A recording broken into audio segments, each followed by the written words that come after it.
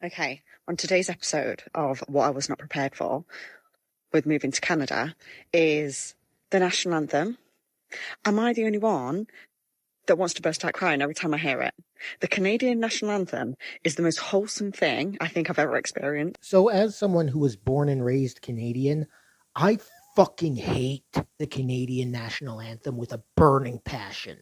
I have fucking PTSD from being forced to listen to that shit every single morning at school for years. And specifically from the teachers and this one teacher's assistant in particular getting pissy at me for being visibly uncomfortable with how creepy and cult-like the practice of forcing all these children to sing in unison really is.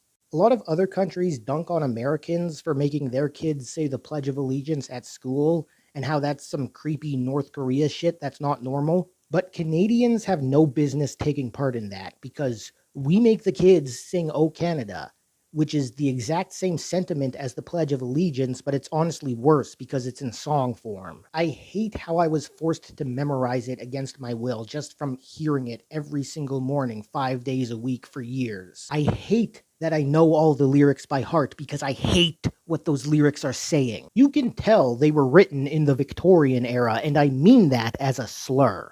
We stand on guard for thee? Who the fuck is we? Because it sure as shit ain't me. That line makes it sound like we're all united, like if any one part of this country is attacked, we'll all throw our personal ambitions aside and rush headfirst into the fray to defend our home and native land because we've got that true patriot love. And I'm just like, no, that doesn't sound like me at all. Adolphe Basile Routhier never knew me. What he stood for isn't what I stand for. This "we stand on guard for these" sentiment, not just for Canada, but for any country, only serves to get men and boys killed. Right now, in Ukraine, innocent men and boys are being killed by the millions, completely in vain.